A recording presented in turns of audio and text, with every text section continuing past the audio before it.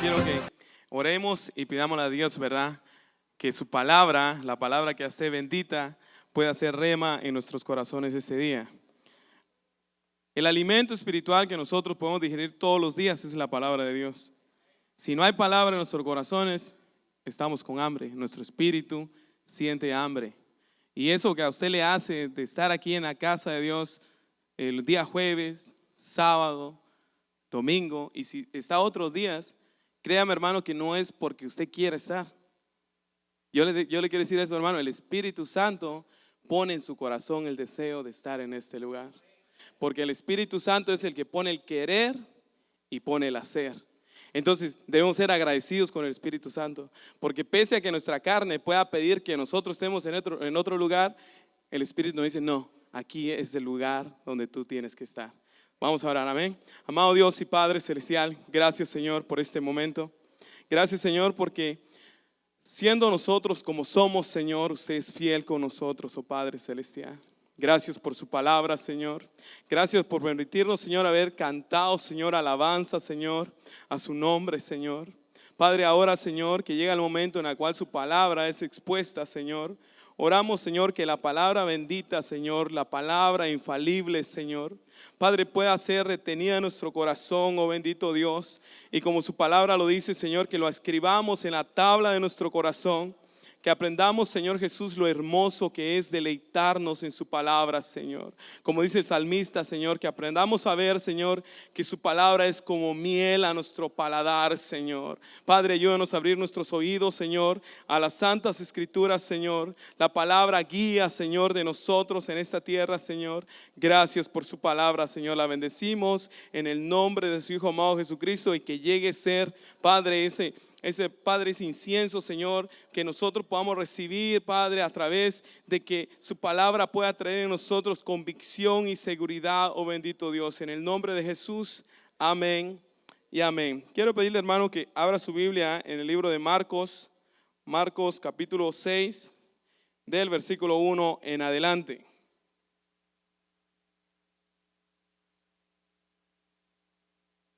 Amén. Bueno, los hermanos también nos van a ayudar en el proyector, pero si usted trae su Biblia, pues también así para que mire. Yo espero, hermano, que cuando usted busque el versículo en la Biblia, mire, pueda hacer usted ya saber dónde está el libro de Marcos. Marcos capítulo 6, versículo 1 en adelante, vamos a leer hasta el verso 6. Dice de la siguiente manera: salió Jesús de ahí y vino a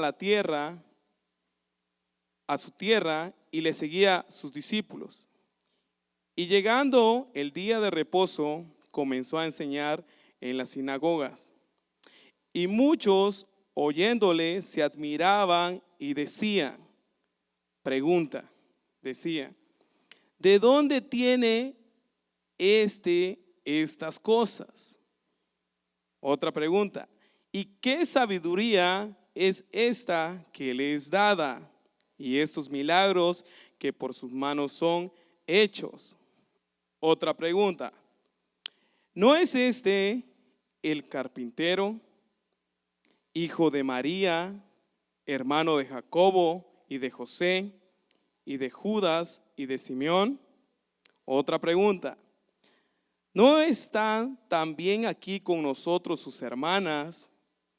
Y se escandalizaban de él. Mas Jesús les decía, no hay profeta sin honra, sino en su propia tierra, y entre sus parientes y en su casa.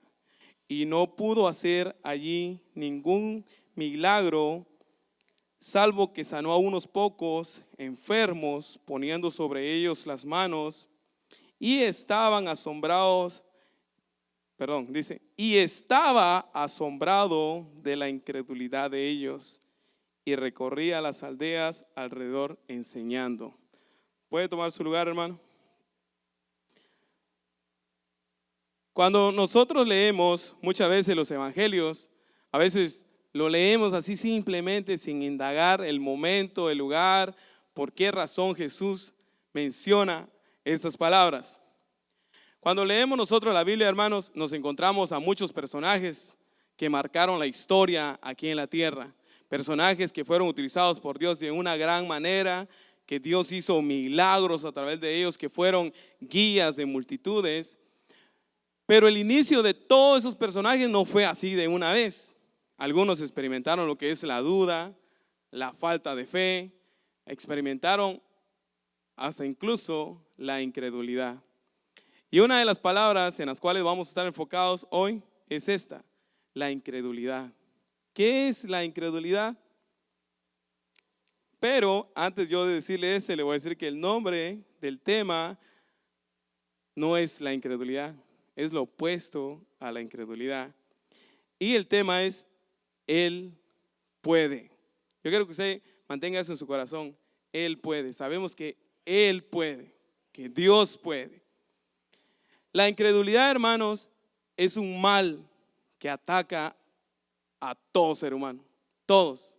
Desde la antigüedad, en el tiempo de los profetas, en el tiempo de Jesús, en el tiempo de nosotros, la incredulidad es un mal que ataca en estos tiempos a la iglesia. Y no solo que la incredulidad ataca a la iglesia, sino que también ahora las personas lo están adoptando.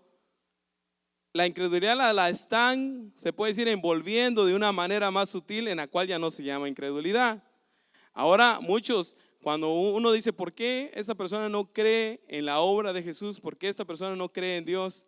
¿Por qué esta persona no cree que el Espíritu Santo se mueve en medio de su pueblo? Y fácilmente se pueden excusar diciendo, no, es que Dios me ha dado a mí un cerebro que piensa, es que Dios me ha dado a mí, ¿verdad? O yo soy un ser razonable, soy un ser que pienso, tengo el derecho de dudar. ¿Ha escuchado usted eso? ¿Ha escuchado que muchos dicen, no, pues dudar es de inteligentes, porque no nos vamos a ir de hocico en algo nada más, sino que vamos a pensar. Somos seres pensantes, somos seres que sabemos tomar decisiones. Entonces, cuando nosotros pensamos en la incredulidad, mire, podemos decir que la incredulidad también nos ayuda en que nosotros podemos desconfiar de algo. Pero cuando se trata de aquí, de lo que es la iglesia y lo que es afuera, pues claro, mire, yo le puedo decir algo, un ejemplo, ¿verdad? No muy bueno tal vez, pero si usted va por la calle y aparece alguien y le regala una botella así con agua, yo le aseguro que lo primero que va a hacer usted es chequear si la botella no está abierta, ¿verdad? O chequear si la botella pues es agua limpia o que no contenga nada malo. Entonces hay excepciones donde nosotros debemos ser prudentes, pero cuando se trata de las cosas de Dios y el reino de Dios, hermano, la incredulidad no tiene parte aquí, hermano. Entonces, al hablar nosotros de la incredulidad, mire, la incredulidad, ¿sabe qué es lo que hace la incredulidad? Hace que nuestro razonamiento sea, miren, sujetado y que podamos ver borroso, así como yo sin lentes, ¿verdad? Yo sé ahorita si no tengo lentes, miro borroso. Puedo confundir la L con la I, puedo confundir la T con la I. Entonces, cuando nosotros tenemos incredulidad en nuestro corazón, hermano, la incredulidad es un insulto hacia Dios, hermano. O sea, un creyente, incrédulo, es alguien que está insultando a Dios, hermano. Porque la incredulidad es un mal que se desarrolla que lo podemos adornar bien sutil. No, es que como lo vuelvo a repetir, podemos decir, no, es que yo tengo el derecho a dudar, ¿verdad? La podemos hacer de Tomás, ¿verdad? Poder decir, no, es que si Tomás se quiso asegurar, ¿cuánto más nosotros? Pero enfocándonos en el verso de Marcos 6, Jesús llega a su tierra, Nazaret, el lugar donde Jesús estaba. Y hermanos, y no hay nada más triste para uno que su propia familia le tenga desconfianza a uno, hermano. Yo no sé si usted se siente a gusto cuando su familia no le cree nada a lo que usted dice. Pero lo más triste es que nuestra propia familia, el círculo que es el más cercano a nosotros, tenga una mentalidad hacia nosotros así que nos reproche, ¿ves? Eso es lo más triste, hermano. Pues si Jesús, siendo diferente a los profetas, que los profetas lucharon con sus propias, se puede decir sus propias pasiones, Jesús desde que nació venía creciendo en gracia, en favor, en rectitud, hombre intachable delante de Dios, sin nada que la gente podía acusar que Jesús hacía mal. Pero pese a eso, su familia, sus vecinos, cuando llega el momento que Jesús empieza su ministerio, empiezan estas preguntas. Y por eso cuando leíamos yo le decía otra pregunta. Y porque son preguntas. Cuando Jesús llega a la sinagoga, a ese lugar, y lee Isaías 61, dice: el Espíritu del Señor está sobre mí, por lo cual me ha ungido para enviar ¿qué? Las buenas nuevas, ¿verdad? Dar vista al ciego. Y Jesús termina esa frase, leyendo eso, ¿verdad? Jesús termina diciendo: hoy se ha cumplido esta escritura. Y la gente dijeron, ¿verdad? O sea, ¿quién es este? Como dijera alguien, de Jerusalén ha de salir algo bueno. Ha de salir algo bueno ahí de ese lugar. De Belén ha de salir algo bueno. En la pregunta que le hacen, ¿verdad? La primera pregunta dice: ¿de dónde tiene estas cosas? Hermano, miren, nosotros lo podemos leer así como, bueno, la gente tal vez se admiraba de quién era Jesús. Pero hermano, cuando nosotros indagamos más en lo que es el estudio de la palabra, encontramos de que esto, hermano, es como un insulto. Es como que si yo, sin conocer a alguien, diga, solo juzgar la apariencia de esa persona, le puedo decir: esta persona no puede ser inteligente. Esta persona, o sea, ¿quién se cree esa persona para decir semejante cosas? Y mírele su planta, ¿verdad? O mírele cómo es, mire sus expresiones, mire, no sabe ni hablar. Hermano, eso era lo que estaban haciendo con Jesús. Esto era lo que la gente estaba haciendo con Jesús, diciéndole: ¿quién es este? ¿Quién le dio inteligencia a ese? Si nosotros lo miramos de pequeñito, porque se puede decir que ese lugar donde Jesús nació era un lugar pequeño, ahí se conocía a toda la gente. Este es el carpintero, este es el carpintero, y ahora él dice que él es el ungido, ahora él dice que es el Cristo. La incredulidad que había en el círculo de Jesús era tan grande que no podían ver a quién tenían presente, a quién tenían delante de ellos. Y cuando yo menciono familia, hermano, yo sé que usted puede decir: ¿cómo es posible que su familia, verdad? Hermano, yo sé que muchos, ¿verdad?, no aceptan lo que la misma escritura dice aquí. Cuando ellos decían: no conocemos nosotros a sus hermanos, no conocemos nosotros a sus hermanas que están aquí con nosotros. Yo sé que la iglesia romana, ¿verdad?, nos ha dicho que María no tuvo más hijos, pero aquí la escritura está diciendo que están sus hermanos y están sus hermanas con nosotros. Y sus propios hermanos de Jesús no creían quién era Jesús. Sus propios hermanos de Jesús decían: ese está fuera de sí. ¿Sabe usted qué quiere decir eso? ¿Sabe usted que, imagínese que alguien venga y le diga: estás fuera de sí? O sea, en otras palabras, te dice: estás loco, estás fuera de sí. Y sus propios hermanos no creían. Y si usted lee más atrás, hay una parte cuando Jesús le preguntan si va a subir a Jerusalén en el tiempo de la Pascua, y Jesús dice: no. Y sus hermanos lo tratan mal, y Jesús se queda ahí y no sube a la fiesta.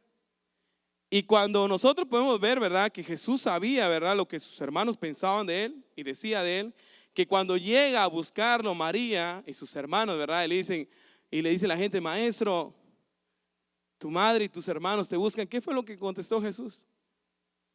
¿Qué fue lo que contestó Jesús? Mi madre y mis hermanos son los que hacen la voluntad de mi Padre. Eso es lo que dijo Jesús. Pero ahora vamos entendiendo por qué Jesús dijo eso. Jesús no dijo eso porque despreciaba a su familia. Jesús no dijo porque no quería estar a la par de los suyos. Jesús dijo esto porque sabía la incredulidad que había en su propio entorno. Al saber nosotros esto, hermano, que la incredulidad es un mal, ¿verdad?, que está dañando en estos tiempos, los fariseos, era tanta la incredulidad que había en los fariseos que se atrevieron a decirle a Jesús que Jesús tenía demonio, hermano. Se atrevieron a decirle: este es guiado por Belcebú, las señales que hace es porque el demonio está en él. Era tanta la incredulidad que había en esa gente que prefería, miren, por eso le digo, de la persona que se cree intelectual, por digamos ahora en ese tiempo, ¿verdad?, que no se llaman ateos, sino que se llaman agnósticos, ¿verdad? Es que soy agnóstico, no creo, ¿verdad?, que exista un Dios, pero puede ser posible que existe un ente grande, ¿verdad?, un creador. O sea, esa gente son cobardes, no reconocen que en realidad hay un creador, hay alguien que lo hizo todo. Entonces, la incredulidad que la misma gente tenía, hermano, llegaba a decir unas barbaridades acerca de Jesús. Entonces, cuando nosotros vemos este pasaje que Jesús se manifiesta, ¿verdad? Empieza su ministerio y es despreciado. ¿Cuál fue la consecuencia de la incredulidad de esa gente que estaba cerca de Jesús? Ahí lo leímos. Y no pudo hacer allí ningún milagro, salvo que sanó a unos pocos. ¿Verdad que utilizamos a veces nosotros, verdad? Yo he escuchado a muchos que utilizan esa frase, oh, es que nadie es profeta en su propia tierra. ¿Verdad que sí? Lo utilizamos nosotros así como que sí, yo también lo puedo utilizar, ¿verdad? No, hermanos, Jesús utiliza esta frase porque él sabía el desprecio que él estaba pasando en ese momento alrededor de sus propios hermanos, de sus vecinos, de los que lo miraron a él trabajando en la carpintería. Imagínense esa gente a las cuales iban a encargarle muebles a José, ¿verdad? Y Jesús estaba ahí lijando la madera, aserrando. Y cuando esa gente empezaron a mirar que Jesús se levantó después del bautismo de Juan y empezó a enseñar con una manera que decían, ¿de dónde trajo la sabiduría ese? ¿No ese es el hijo de José? Y hermano, mira, hay una frase que estudiando yo eso, hermano, miren, me reventó la cabeza de verdad. Porque ahí entendí algo. Cuando los rabinos le dicen a Jesús, nosotros no somos hijos de fornicación, le dicen. Pero hermanos, ¿saben por qué le dijeron eso ellos a Jesús? Ellos le dijeron eso porque sabían que se murmuraba que Jesús no era hijo de José.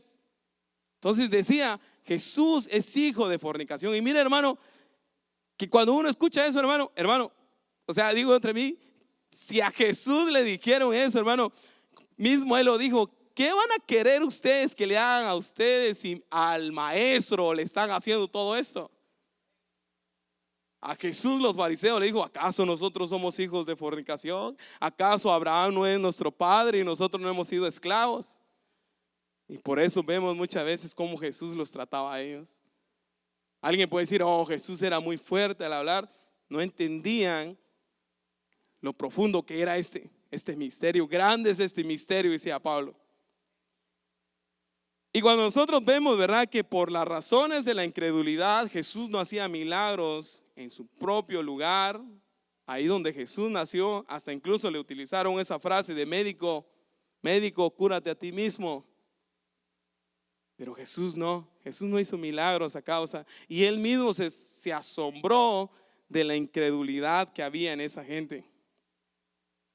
Entonces vemos, hermanos, de que la incredulidad es algo que uno puede decir. Yo no sé, yo sé que usted ha escuchado también que hay muchos que cuando se expresan, digamos, de Pedro, ¿verdad? Lo expresan de una forma así como que despectiva, ¿verdad? En la cual, sí, como que se insinuando que si yo hubiera estado entre los 12, yo lo hubiera hecho mejor que Pedro. Es que Pedro traicionó a Jesús, es que Pedro era un enojón, es que Pedro o Tomás era un crédulo. Hermano, a veces nos ponemos nosotros en un puesto como que si nosotros lo pudiéramos haber hecho mejor. Hermano, yo considero que si yo hubiera estado en ese tiempo, hasta incluso yo lo hubiera hecho peor que ellos. Yo lo hubiera hecho peor, hasta incluso hubiera sido parte de los 12. Pero Dios en su soberanía, hermanos, nos preparó para un tiempo adecuado en la historia del cristianismo. Nada ha pasado por casualidad, hermano. Usted, yo nacimos en este tiempo porque es el tiempo que Dios eligió. Este es el tiempo que Dios eligió. Y cuando nosotros vemos eso, ahora ¿qué está nosotros? Vemos la incredulidad que hay afuera, que día tras día pues la ciencia se va aumentando, han aparecido nuevas conspiraciones, nuevas teorías, y como cristiano vamos viendo, no, es que yo creo que entonces es de esta manera, es que de otra manera. Y me gustaba una frase que decía un científico de España, decía él, un poco de ciencia te aleja de Dios, mucha ciencia te acerca a Dios. ¿Por qué? Porque cuando nosotros podamos ver que lo que hay en nuestro corazón es incredulidad, y no es que haya incredulidad porque nosotros, ¿verdad?, no queremos aceptar o que nosotros no. Mire, hermano, el enemigo es bien astuto que pone en nosotros, ¿verdad?, así como ponía con Pedro, con Tomás, con los discípulos. pone en nosotros la duda, pone en nosotros decir, no, si ustedes son inteligentes. Lo que le dijo la serpiente a Eva, ¿qué le dijo la serpiente a Eva? Dios no quiere que ustedes conozcan el bien y el mal, porque si conocen el bien y el mal serán como Él. Y ellos quisieron ser como Dios. Ellos tomaron la decisión de experimentar qué es sentirse como Dios.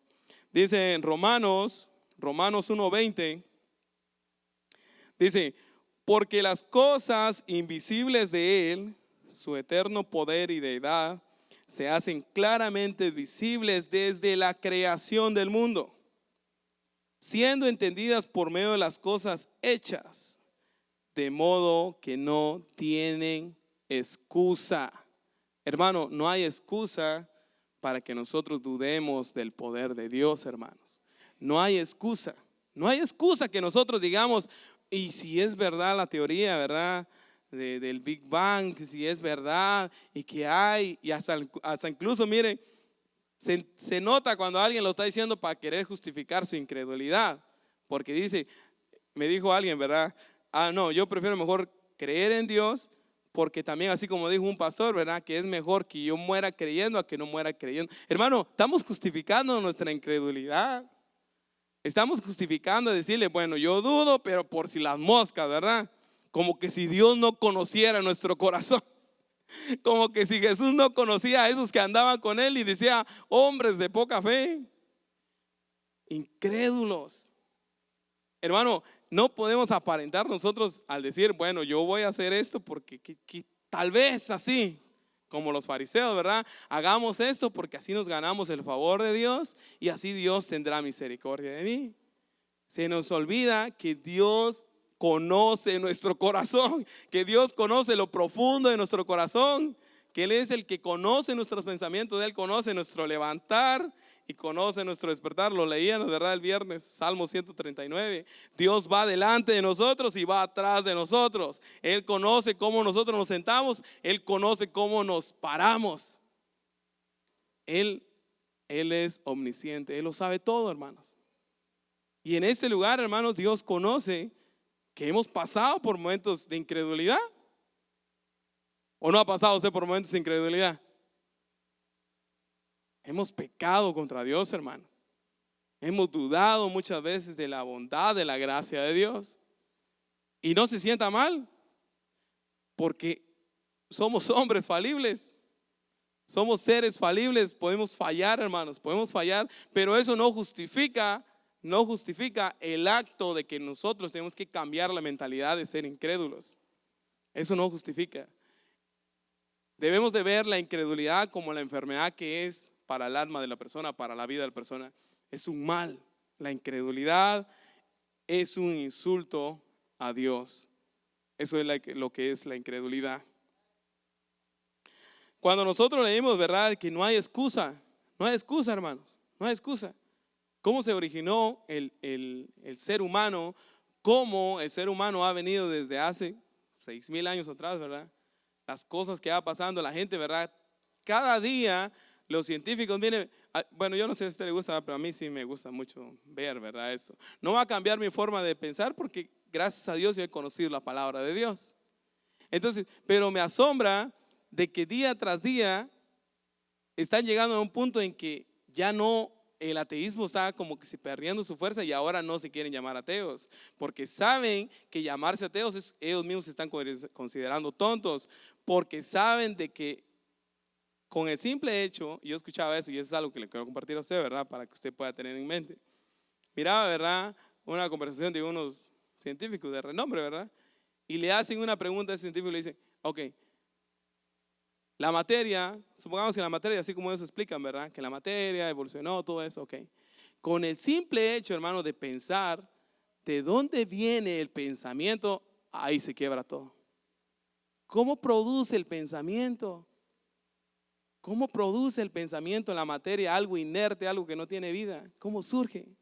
Hermano, entonces ahí viene la obra poderosa de Dios, el aliento de Dios, el soplo de vida de Dios. Y cuando nosotros vemos eso, amén, hermano, no tenemos excusa, hermano. No tenemos excusa. no tenemos excusa. Tenemos una nube de testigos, dice Hebreo, ¿verdad? Todo lo que rodea, desde la creación del mundo, todo lo que nosotros podemos ver. Hermano, con el simple hecho, ¿verdad? Los que hemos tenido la oportunidad de tener nuestra familia, ¿verdad? Ver cómo se va produciendo el bebé en el vientre, que el bebé traiga, se puede decir, ¿verdad? Un ADN especialmente de él, una huella digital, que no hay nadie en el mundo que tenga otra huella como el bebé, que el bebé pueda tener, mire, el pensamiento, como hasta incluso yo le decía a los jóvenes el viernes, hasta incluso cuando nosotros vemos que la maldad, que hasta incluso viene en nuestro corazón, ¿quién le enseña a nuestros hijos ser berrinchudos? ¿Quién le enseña a mi hijo de que cuando yo le quito un juguete se tire, empiece a revolcarse en el suelo? ¿Quién le enseña eso, hermano? Y cuando nosotros meditamos eso, hermano, vemos la maldad que entró en la tierra, que nosotros somos seres creados a imagen de Dios, que caímos, ¿verdad? Por la culpa, ¿verdad? Del primer hombre, pero que Dios levantó al segundo Adán, a alguien que nos viniera a reconciliar con Dios. Ahora Dios aquí, ¿verdad? A través de Jesús, no quiere que nosotros seamos incrédulos, hermanos. No caigamos en la incredulidad. Y hermanos, y alguien va a decir, entonces, ¿quién no es incrédulo aquí? Somos escépticos, ¿verdad? Ya la palabra cambia, ya no es incrédulo, somos escépticos. No creemos, pero tampoco creemos. Quedamos en el stand-by, quedamos en la mitad, quedamos neutro. Hermano, delante de Dios, creer o no creer, frío o caliente. No hay neutro delante de Dios. No hay dos caminos. No hay un camino, ¿verdad? O que van a estar en el stand-by, ¿verdad? Que van a estar ahí esperando. No, hermanos. La decisión está como Jesús. Jesús, por eso, cuando Jesús llamaba a alguien, Jesús le decía, sígueme. Y cuando Jesús llamaba a sus discípulos, mire, esos discípulos podían decir, nadie, que está registrado en el Evangelio, ¿verdad? Nadie dijo, Señor, pero ¿para qué te voy a seguir? ¿Dónde vamos a ir? ¿O a dónde vamos, Señor? ¿A dónde vamos? ¿Para dónde me vas a llevar? Déjame, voy a ir por mi mochila, ¿verdad? Voy a preparar mis cosas. No, y dice que dejando todo, le seguían a Él. Le seguían a Él, nunca titubearon ellos en seguir a Jesús. Hubo momentos en que los discípulos vino la duda, ¿verdad? Y Jesús les decía, hombres de poca fe. Y ellos, ¿verdad? Se sentían mal. Y vamos a ver, ¿verdad? Una historia en la cual ahora nosotros vamos a comprender la misericordia de Dios a través, pese a que nosotros somos muchas veces incrédulos. Leamos el libro de Marcos capítulo 9, del 14 al 29. Es una historia que les voy a contar un detalle de esto. Pero primero búsquelo, ¿ok? Ok, Jesús, el título dice, Jesús sana a un muchacho endemoniado. Ok, dice Marcos 9, 14. Cuando llegó donde estaban los discípulos, vio una gran multitud alrededor de ellos. Ok, mire, yo quiero que usted entre en escena, hermano. Miren, de verdad, deje de estar pensando en otras cosas ahorita. Concéntrese en la palabra de Dios. Mire, dice, cuando llegó donde estaban los discípulos, hagámonos de cuenta que los discípulos están aquí, ok. Hagámonos de cuenta que los discípulos están aquí. Jesús viene entrando de allá. Cuando Jesús llegó donde estaban sus discípulos, miró que alrededor de sus discípulos había un montón de gente. Había mucha gente alrededor de los discípulos, ok. Alrededor de ellos. Y escribas, que los escribas siempre estaban ahí. Ellos eran observadores, ellos andaban solo para juzgar y ver en qué cosas Jesús fallaba. Ok, y ahí estaban los escribas y que disputaban con ellos, o sea, tenían una discusión. Y enseguida toda la gente viéndole, o sea, toda la gente pensaba que Jesús estaba en medio de sus discípulos. Pero cuando la gente miró que Jesús venía, pues, o sea, ya se enfocaron más en Jesús. Ok, y dice, y al seguida viéndole se asombró, o sea, Jesús se asombró y corrieron a él y le saludaron. Él les preguntó, o sea, Jesús preguntando, ¿qué disputáis con ellos? O sea, miren, quiero que le presten atención a esto. ¿A quién le preguntó Jesús eso? O sea, no tengan miedo. A los discípulos, ¿verdad que sí? Jesús le preguntó a sus discípulos, ¿qué están ustedes discutiendo con la gente? Pero los discípulos no le respondieron. Los discípulos no le respondieron a Jesús. Y respondiendo uno entre la multitud, o sea, no fue un discípulo que le contestó a Jesús, fue a alguien que estaba en medio de la multitud y dijo: Maestro, traje a ti mi hijo que tiene un espíritu mudo. Ok, preste atención a esto. Jesús miró que los discípulos estaban discutiendo. Cuando Jesús llegó, le dice a sus discípulos: ¿qué están discutiendo ustedes con la gente? Y los discípulos no le contestaron. Los discípulos, miren, quedaron callados. Pero ahí va a entender usted por qué los discípulos se quedaron callados. Entonces salió uno, ¿verdad? Y le dijo a Jesús: traje a mi hijo a ti. O sea que ese señor pensó que Jesús estaba en medio de sus discípulos. Y dice: traje a mi hijo a ti que tiene un espíritu mudo, el cual donde quiera que le toma, le sacude y le echa espumarajos y cruje los dientes y se va secando. Y dije a tus discípulos, escuche que dice el Señor, le dijo a sus discípulos. O sea, Jesús no estaba ahí. O sea, yo creo que se mantenga al foco de eso, que Jesús no estaba con los discípulos cuando ese Señor llegó. El Señor está narrando lo que pasó cuando llegó con los discípulos.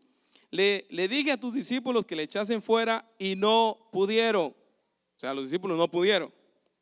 Y respondiendo él, les dijo: oh generación incrédula, ¿hasta cuándo he de estar con vosotros?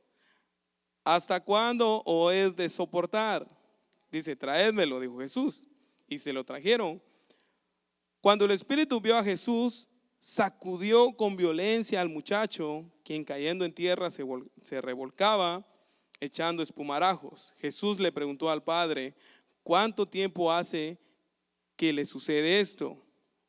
Y él dijo: desde niño, y muchas veces le echan en el fuego y en el agua para matarle. Pero si puedes hacer algo, presta atención a esa palabra. El padre viene con Jesús buscando sanidad, pero el padre, cuando Jesús ya lo está interrogando, le dice a Jesús: pero si puedes hacer algo. O sea, escuche y tome eso, ¿verdad? Lo que el padre dijo. Pero si puedes hacer algo, si puedes hacer algo, Jesús le dijo: si puedes creer, al que cree, todo le es posible. Ok, dejémosle un ratito, ok. El padre, viendo la circunstancia de su hijo, viene buscando un milagro hacia Jesús. Jesús era popular, ¿verdad? En ese tiempo, y la gente sabía que Jesús había resucitado a muertos, que Jesús había hecho grandes milagros.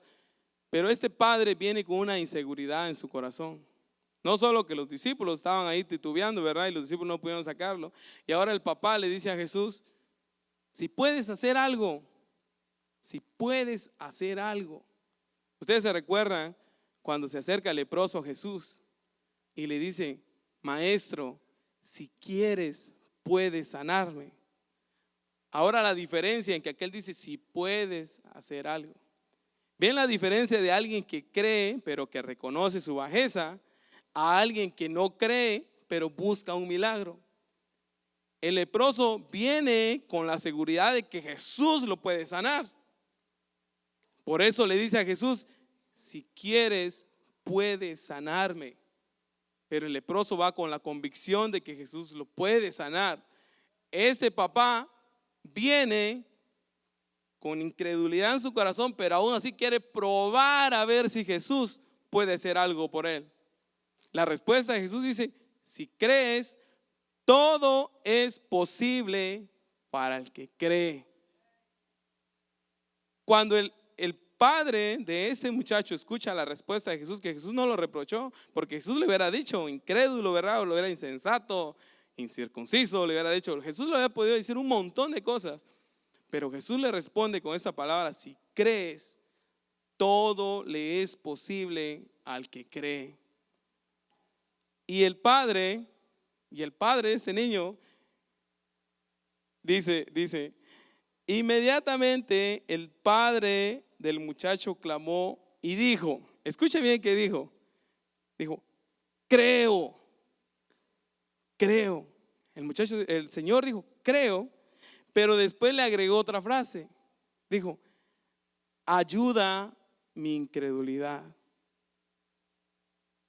Hermano, el Señor, el padre de este joven dice, Señor, yo creo lo que tú me dijiste ahorita, pero yo reconozco que soy incrédulo. Ayúdame en mi incredulidad. Hermano, fíjense que fácil, nosotros podemos perder esos detalles porque no vamos a indagar en la palabra. Yo le hacía mención, y lo voy a decir, a hermano Luis, si se recuerda, ¿verdad? Cuando estábamos allá, le hacía mención de este mensaje porque él, cuando predicó la otra vez, él utilizó unos versos de eso, y cuando él iba a tocar ahí, porque era algo que yo ya venía preparando, ¿verdad? Y cuando él tocó dije, si él va a enfocarse así, o sea, yo lo voy a tener que cambiar. No porque eso, sino que porque ya, o sea, yo busco, ¿verdad? O sea, indagar más en la palabra. Entonces yo le hice mención a él de este verso. Hermano, este señor, el papá de este muchacho, reconocía la situación de su hijo. Reconocía que necesitaba un milagro. Pero el detalle es que él era incrédulo. No creía. Alguien puede decir que tal vez ese muchacho pensaba lo que pensaba la gente que rodeaba a Jesús en su aldea. Este hijo del carpintero, de Belén ha de salir algo bueno. Pero si este es el que fabricaba los muebles, ¿cómo ahora anda ahí sanando a la gente? Hermano, no nos dejemos guiar por lo que miran nuestros ojos, hermanos. Un día alguien me preguntó sobre alguien aquí en la iglesia y me dijo, esa persona está trabajando ahí en la iglesia. Y yo sé con qué intenciones me preguntó. Yo le dije, sí, Dios ha transformado su vida. Porque hermano, nosotros no podemos quedar, hermano, con el pasado de las personas, hermano. Nosotros somos nuevos en Cristo. Tenemos una vida nueva y nosotros ahora somos instrumentos delante de Dios. Dios nos puede utilizar a nosotros, hermano. No se quede usted con eso del pasado de la persona. ¿Quién está cantando allá? ¿Quién es el que está predicando? Julio está predicando. ¿Quién le dio a Julio ese que Julio puede predicar? Si yo lo conocía antes. O este que está ahí. ¿Quién le dijo a este que sí puede hacer ahí? Que puede liderar este grupo. Si antes era un borrachazo, si antes era un drogadicto, si antes era un chismoso, si antes, y empezamos, hermano, discúlpeme lo que voy a decir, ¿verdad? Mire, yo agradezco a Dios por la vida que le da a nuestra pastora y ella está buscando que nosotros nos conectemos más en oración. Vemos a los hermanos que pasan a orar aquí, ¿verdad? Ahorita vemos otros hermanos que se mantienen orando atrás para que la palabra nos ministre a nosotros. Pero yo sé que en el pueblo hay necesidad, hermanos. Pero ¿sabe por qué muchas veces no pasamos? Porque decimos, ¿qué le voy a contar yo a ese hermano? ¿Qué le voy a contar yo a esa persona que está ahí? Si yo lo conozco como era antes, si yo sé cómo es. Somos incrédulos, hermano. Somos incrédulos. Dudamos en nuestro corazón de la obra redentora de Cristo hacia otra persona. Se nos olvida que esa persona ahorita es nueva criatura en Cristo y que Cristo vive en él, que el Espíritu Santo vive en él. De verdad. No caigamos en el error que cayeron estas personas, hermanos. No caigamos en ese error. No caigamos en decir, pero ¿por qué? ¿Cómo yo me voy a asumir? Como la pastora siempre nos recalca esto, ¿verdad? Debemos de aprender a ser sumisos a nuestros líderes, a reconocer de que si Dios los ha puesto en un lugar es porque Dios sabe el potencial que hay en ellos. ¿Y nosotros qué debemos hacer? Señor, heme aquí estoy. Señor, tú me has llamado, yo quiero servirte. Jesús, miren, si seguimos leyendo. Ok, dice, cuando Jesús vio, dice el versículo 25, cuando Jesús vio que la multitud se agolpaba, reprendió al espíritu inmundo, diciendo al espíritu mudo y sordo, yo te mando, sal de él y no entres más. Entonces el espíritu, clamando y sacudiendo con violencia, salió y él quedó como muerto. O sea, el muchacho quedó como muerto. De modo que de muchos decían, está muerto. Pero Jesús, tomándole de la mano, le enderezó y se levantó. Cuando entró en la casa, o sea, estaba cerca de Jesús, ¿verdad? De la casa, cuando Jesús entró en la casa, sus discípulos le preguntaron aparte. O sea, ahí sí ya vienen los discípulos. Los discípulos se imaginaban que les iba a caer una su regañada, tal vez. O sea, yo entre mi mente digo, no, los discípulos, yo creo que ¿quién va a hablar primero? Pues va, ¿quién se va a dirigir primero al Señor? Porque el Señor ya le dejamos en vergüenza a Jesús, porque nos vinieron, porque Jesús le había mandado que ellos iban a empezarse la obra de Él. Y ahora no pudimos reprender a ese endemoniado. Y ahora Jesús, y ahora entrando ellos, ¿verdad?, a la casa, dice, sus discípulos le preguntaron aparte, dice, ¿por qué nosotros no pudimos echarle fuera? ¿Por qué no pudimos echarle fuera? Si era en tu nombre. Hermano, miren, muchos utilizan el nombre de Jesús como un conjuro, ¿verdad? Oh, si menciono el nombre de Jesús, ¿verdad? O si me aparece un fantasma ahí, le voy a decir cruz, cruz, cruz. O le voy a enseñar el Salmo 91, ¿verdad? La Biblia, le voy a tirar ese espíritu ahí para que se vaya. Hermano, el espíritu se va a reír de usted, hermano. Oh, un endemoniado, ¿verdad? Le vamos a ir con la palabra, le vamos a ungir con aceite, ¿verdad? Hermano, ¿lo puede usted echar tanto aderezo encima? No, si no hay fe en usted, hermano, no va a salir. No va a salir. De verdad, podemos hacer todo el show que queramos, lo podemos agarrar, lo podemos revolcar, lo podemos amarrar. No va a salir en el endemoniado. Que era lo que le pasó a los discípulos aquí. Hermano, y eso, mire, hermano, no caigamos también en eso de decirle, no, eso solo pasaba antes. Eso solo pasaba en el tiempo de Jesús. No, hermano. No es necesario que nosotros echamos espumarajos, que nosotros nos revolquemos en el suelo para que una persona esté en una posesión de algún espíritu. No es necesario que pase por eso. Cuando nosotros clamamos a Dios, mire, y por eso usted lo ha visto aquí en la casa de Dios, que cuando el pueblo se une clamando en libertad, pues más algunos se levantan. Y sabe y sabe, a mí me da gusto eso, hermano, de verdad. No me da gusto por la persona, pero me da gusto eso. ¿Sabe por qué, hermano? Porque yo digo, aquí está la presencia de Dios. Porque cuando la presencia de Dios, todo lo que no es de Dios tiene que salir, hermano. Y por eso cuando nosotros miramos eso, hermano, con más gusto, mire, el Espíritu nos redarguye, nos alienta a que el Espíritu Santo está en este lugar. Muchas veces nosotros podemos decir, y a veces ya solo para cumplir, ¿verdad? Para que se escuche como si bonito aquí arriba, decimos el Espíritu Santo está aquí. Pero no lo decimos con convicción, hermano. Lo decimos ya como que si queremos, ¿verdad?, vernos nice aquí arriba. Oh, el Espíritu Santo está en ese lugar. No, hermano, tiene que haber seguridad en nosotros al decir el Espíritu Santo está aquí. Porque el Espíritu Santo mora conmigo. El Espíritu Santo está 24/7 conmigo, hermano. Todos los días. Y no lo digo solo en mí, en usted también. Donde quiera que usted está, en su trabajo, en su casa. Por eso el Espíritu se entristece muchas veces con nosotros, porque el Espíritu Santo sabe cómo nos portamos. El Espíritu mora con nosotros. El Espíritu Santo da más tiempo con usted que usted con su esposa o con su esposo. El Espíritu Santo está ahí al lado suyo y es el que lo conoce. Y por eso cuando nosotros nos unimos aquí como carbones encendidos, como piedras vivas, dice Pedro, nos unimos, mire, y el Espíritu Santo se mueve más en medio de su pueblo. ¿Ve usted por qué la palabra dice donde 2 o 3 estén reunidos? Por esos 2 o 3 el Espíritu Santo, mire, fluye, hermanos. Entonces nosotros viendo el milagro, ¿verdad? Y reconociendo que nosotros hemos dudado, hermano. La poca fe ha llegado a nosotros muchas veces. Muchas veces nos hemos sentido como que sí. Hermano, cuando usted siente que ya no tiene sentido el esfuerzo que usted haga, hermano, preocúpese, hermano.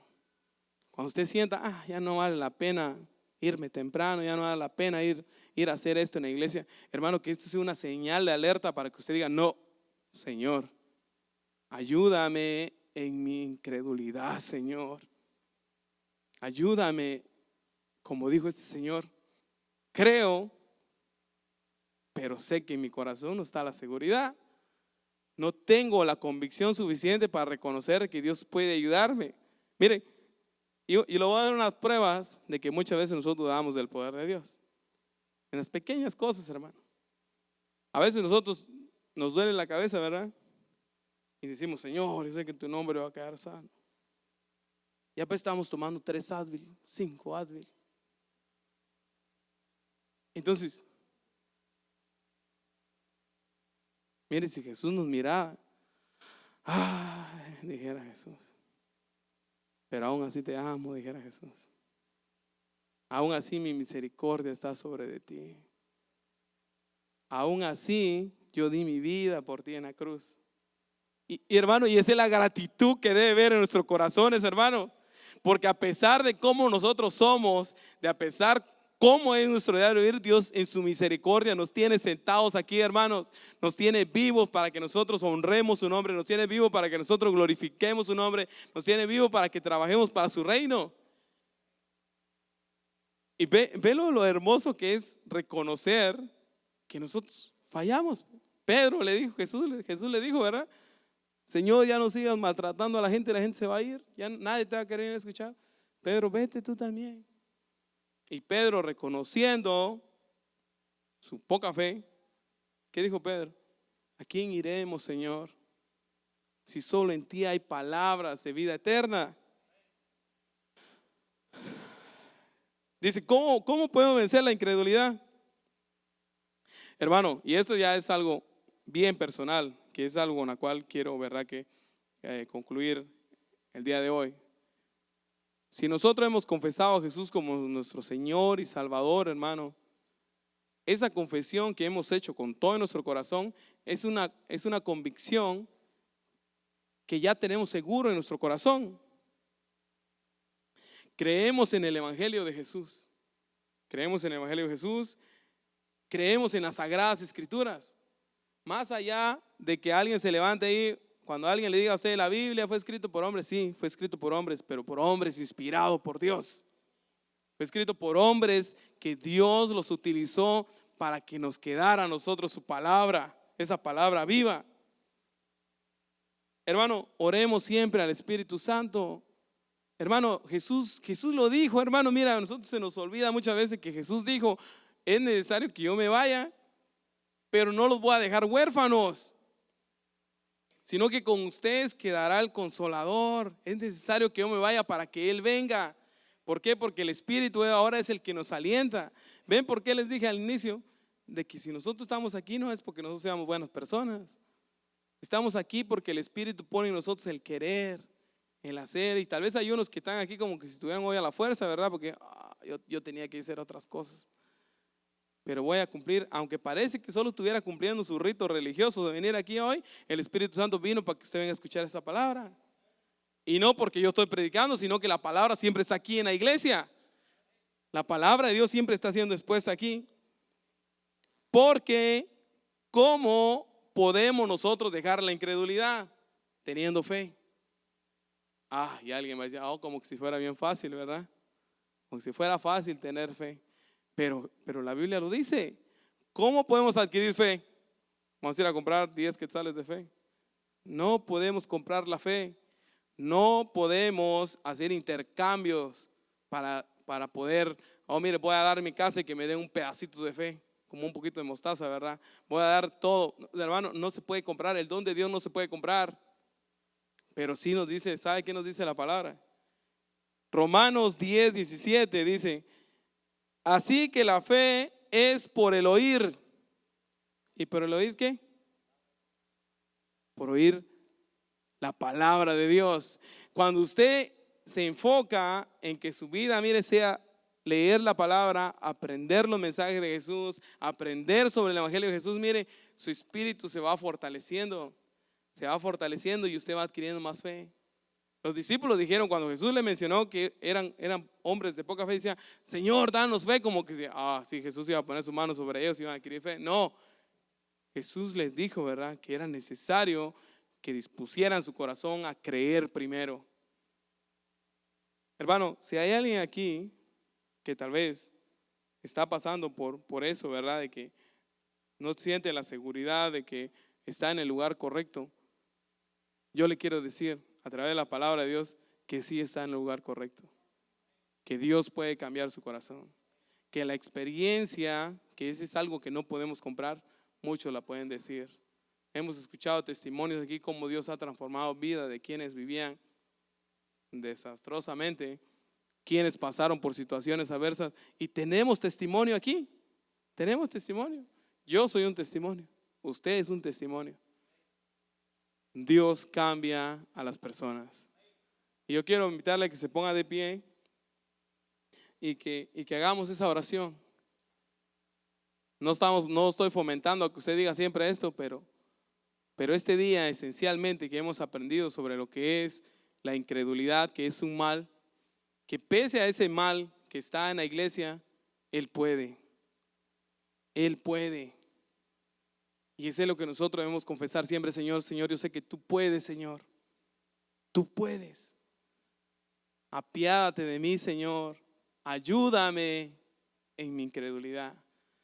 Si usted siente, ¿verdad?, que en su corazón está la falta de fe, que no tiene la certeza segura, ¿verdad?, que muchas veces por eso estamos tambaleando.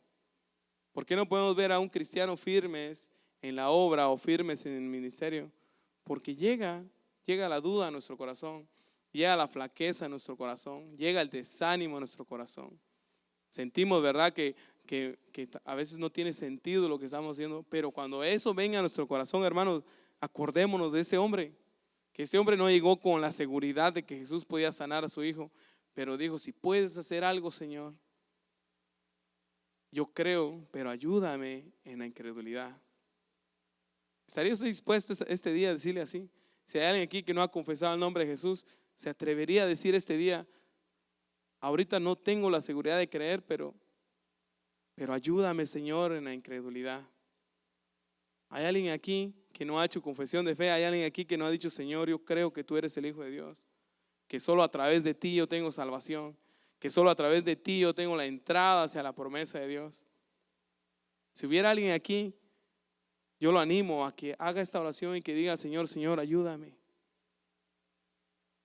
Tómame, Señor, y enséñame qué es vivir en tu presencia, qué es experimentar el gozo de tu salvación. Cuando nosotros vemos aquí a los hermanos que cantan, a los hermanos que adoran aquí, esos hermanos no están aparentando, porque tener fe no es aparentar que todo esté bien. Tener fe es la convicción de que a pesar de que todo se está derrumbando a nuestro alrededor, Dios tiene el control de todo. Dios nunca pierde el control. Él mueve todo lo que está a nuestro alrededor. Y si nosotros sabemos eso, miren, yo le animo a que usted pueda tener en su corazón esa convicción, pueda tener esa seguridad de que la oración de nosotros no queda aquí en el techo, que nuestra oración llega hasta el cielo, que nuestra oración llega hacia la presencia de Dios, y que Dios es el que ministra nuestra vida, que Dios es el que pone en nosotros el querer y el hacer, y es el que nos guía. Digámosle al Espíritu Santo, guíame a toda verdad, que nos enseñe lo que hay en el corazón del Padre, porque la Biblia dice que el Espíritu Santo es el que conoce el corazón del Padre, y Él es el que nos revela a nosotros. Que aprendamos a ver qué es lo bueno, lo agradable delante de Dios, y que nuestra vida, hermano, pueda cambiar, que dé un giro de 180 grados. Mire, que digamos: Señor, ayúdame a vivir conforme a tu voluntad, Señor. Vale la pena, hermano, vale la pena despojarse de todo aquello que nosotros creemos que es bueno para nuestra vida. Vale la pena despojarse de eso, hermano, porque mire, con tal seguridad de que cuando usted esté pasando algún problema, ¿qué es lo que hacemos nosotros? Con esa convicción nos arrodillamos delante de Dios, y si lloramos es porque reconocemos nuestra flaqueza, pero reconocemos que Dios es poderoso para escucharnos, que Dios nos levanta. Por eso el salmista decía: Señor, tú eres el que levanta mi cabeza, porque muchas veces por la incredulidad nos doblegamos y nos vemos blandos y no queremos que vean que somos débiles. Pero ¿sabe quién es el que nos sustenta? Dios. En el momento que usted sienta la tristeza en su corazón, que sienta la decepción en su corazón, que siente que nada tiene sentido alrededor suyo, recuérdese que hubo alguien allá arriba, miren, que descendió del cielo, que vino a buscarlo, que dio el consuelo para su alma y que trae la esperanza a este mundo perdido. Esa es la certeza que nosotros tenemos. Amado Dios, gracias, Señor, por este momento, Señor. Gracias por permitirnos, Señor, poder escudriñar, Padre, su palabra, Señor. Padre, y dejarnos, Señor, estas historias, Señor, para que nosotros podamos ver, Señor.